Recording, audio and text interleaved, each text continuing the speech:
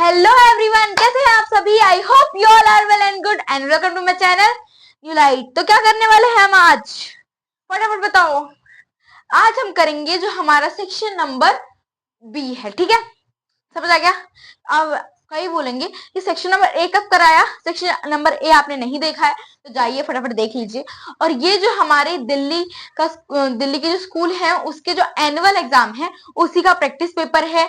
Total marks होंगे आपके 60 और ये इसका long very short answer type question है, यानी इसमें 1 वर्ड में आंसर देना होता है, ठीक है। इसमें आपको यहाँ पर आपको अटेम्प्ट करने पड़ेंगे ए और बी, पर एग्जाम में आप कितने अटेम्प्ट करेंगे, एक सिर्फ। ऐसे दिया होगा, यहाँ ए क्वेश्चन लिखा होगा, फिर यहाँ कुछ लिखा होगा, फिर ए बी लिखा होगा, ठीक है, ऐसे। और इन दोनों में से जो आपको इजी लगे वो आपको करना होगा। पर यहाँ मैं आपको दोनों कराऊंगी क्योंकि कई बच्चों को कुछ और आसान लगेगा और कईयों को कुछ और, तो मुझे सबके बारे में सोचना है। और चलिए सोचते सोचते हम क्वेश्चन नंबर ए को करते हैं।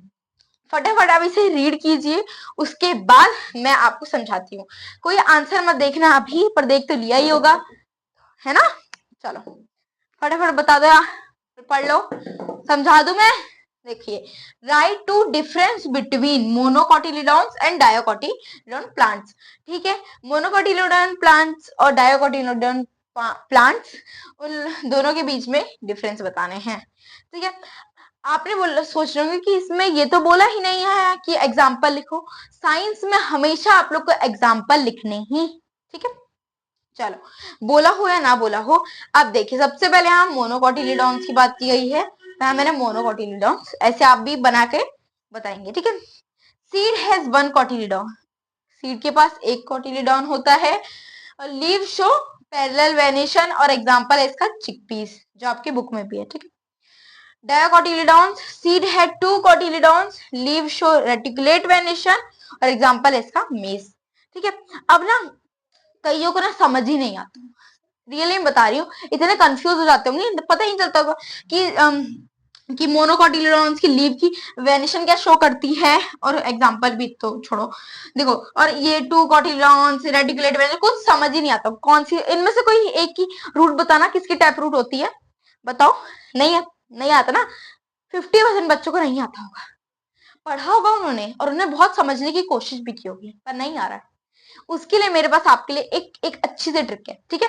बता दूं, आता है किसी को, हाँ पता है ट्रिक, पहले किसी को नहीं पता, मैं बताती हूँ। देखिए, डॉक्टर टी, ठीक है, डॉक्टर, ये मैं डॉक्टर क्यों पढ़ रही हूँ, तो DR लिखा है। जब जैसे कोई लिखा रहता है ऐसे, सॉरी 1 मिनट, हाँ ऐसे करके RAM राम, ठीक है, डॉक्टर राम, पूरा वो जो राम है वो पूरा डॉक्टर तो नहीं लिखेगा ना, इसे DR शॉर्ट में रखता है, ठीक है। इसे हम पढ़ेंगे डॉक्टर टी। जो डायोकोटिलिडॉन्स प्लांट होते हैं उनकी रूट होती है, नहीं सॉरी, उनकी वेनेशन होती है रेटिकुलेट, उनकी रूट होती है टैप रूट, ठीक है, समझ आ गया। डॉक्टर टी, ठीक है, डी से हो गया आपका डायोकोटिलिडॉन्स, R से हो गया रेटिकुलेट वेनेशन, और T से हो गया टैप रूट, ठीक है, ओ टैप रूट, ठीक है। अब ऐसे ही अब आप बोलेंगे ये याद हो गया, मोनोकॉट का कौन याद करे, अब तो हमें पता ही चल गया, मोनोकॉट होगी जो उसकी वेनेशन होगी वो पैरेलल होगी, और जो उसकी रूट होगी वो होगी फाइब्रस रूट, ठीक है। पर कौन अब याद रखे, छोड़ो, अब तो हो ही गया। अब कोई ऐसे नहीं करेगा, ठीक है, कोई कैसे नहीं करेगा कि एक याद रख लिया, दूसरा याद करने का कोई वो ही नहीं है कि अब तो एक याद हो गया तो दूसरा कौन ही याद करे, ठीक है, कोई ये नहीं करेगा। मैं आपको दूसरा भी बताती हूँ, इधर मैं बोर्ड क्लीन करके आपको पूरा दोबारा दोनों लिखवाती हूँ, ठीक है, क्योंकि ये ट्रिक अगर याद होगी ना, आपको आगे भी बहुत हेल्प करेगी ये, ठीक है, समझ आ गया आपको। मैं दोबारा दोनों लिखवा देती हूँ, है ना। चलो ठीक है, देखो सबसे पहली ट्रिक है हमारी DRT, ठीक है। दूसरी ट्रिक है हमारी, बताओ क्या कौन सी होगी, अब तो लिख देंगे हम FPM, ठीक है। देखो डॉक्टर टी में तो समझ आ गया, FPM यानी फाइब्रस रूट, पैरेलल वेनेशन और मोनोकॉट, ठीक है। और इसका dicot, reticulate venation, tap root, okay, समझ आ गया आपको। डायोकॉट यानी होते हैं जिसके पास 2 सीड्स होती हैं, जैसे चिकपी, चना। ऐसे ना चना मुझे ना बनाना नहीं आता, मैं आपके लिए ये बना देती हूँ, किडनी बीन्स। ठीक है, ठीक है। ऐसे एक किडनी बीन्स होती है, उसे हम तोड़ेंगे तो ये 2 बन जाएगी। ठीक है, और मोनोकॉट क्या होता है, जो 1 होते हैं, जैसे हम ले लें वो गेहूं। ठीक है, उसको तोड़ोगे तो वो दलिया ही बन जाएगा। ठीक है, चलो समझ आ गया। रेटिकुलेट वेनेशन क्या होती है, ऐसी लीव होती है, ऐसे ऐसे ऐसे, मतलब नेट लाइक वर्क होता है उसमें, है ना, ऐसी होती है। ठीक है, रेटिकुलेट वेनेशन होती है। ठीक है, और पैरेलल वेनेशन कैसी होती है, ऐसी होती है, जैसे केले वेले के पत्तों में होती है ना।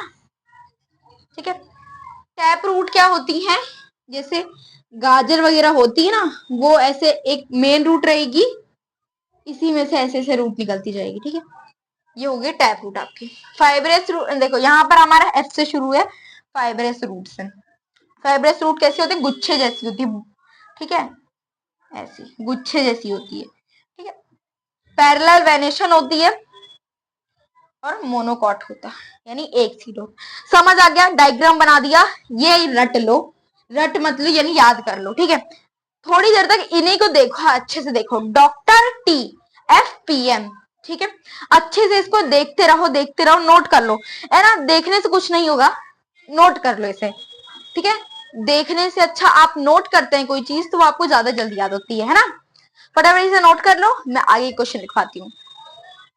अरे देखते देखते तो बॉडी बदल गया है, कुछ और ही लिख दिया।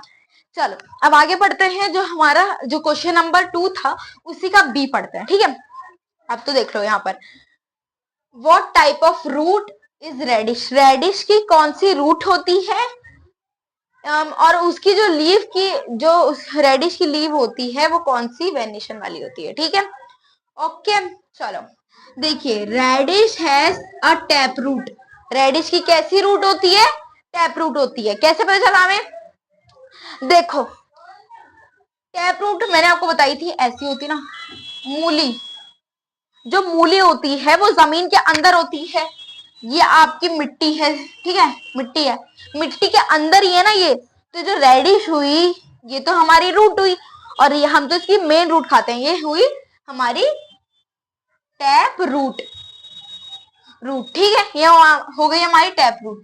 और the venation of radish show reticulate venation, और उसकी वेनेशन होती है रेटिक्यूलेट। अब आप बताओ मैंने कैसे पहचाना, बताओ बताओ फटाफट।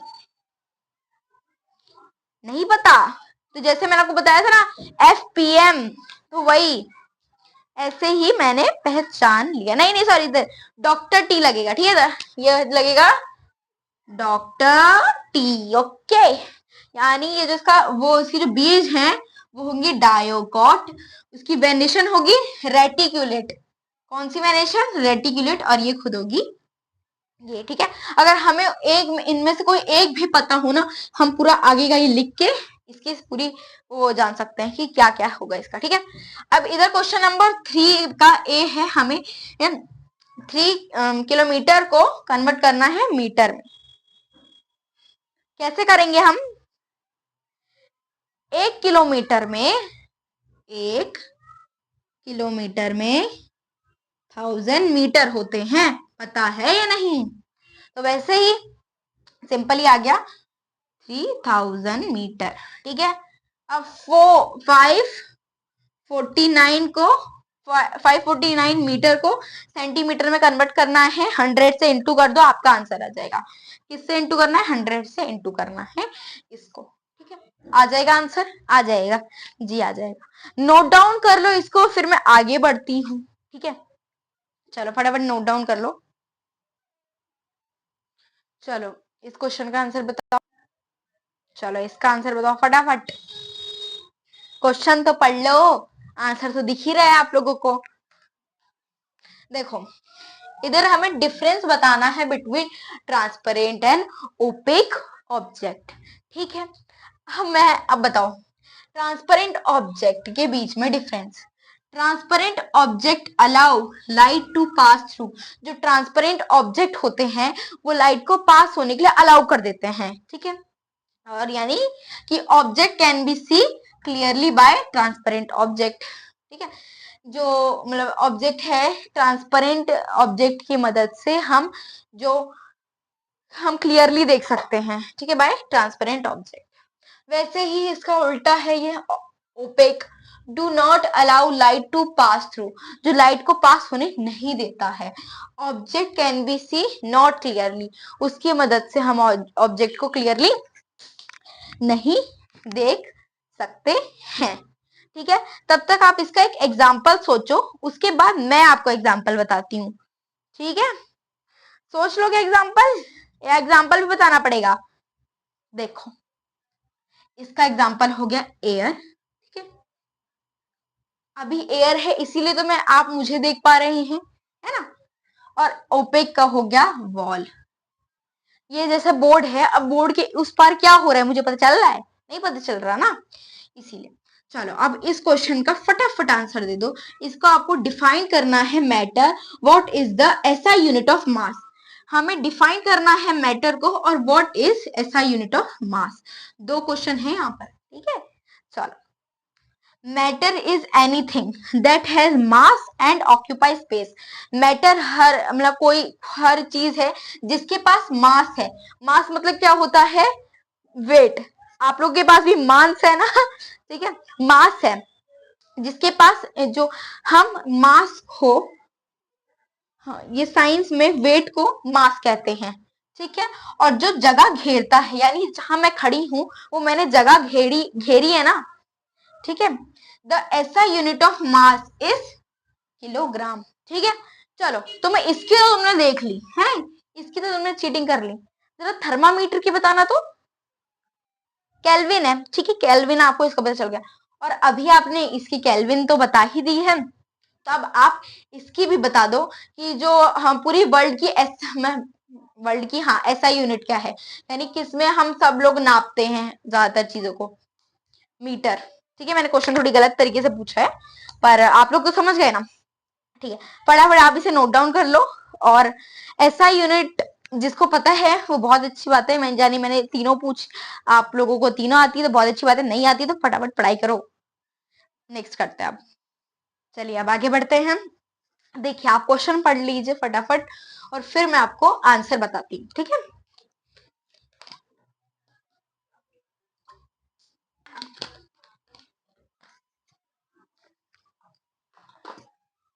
चलिए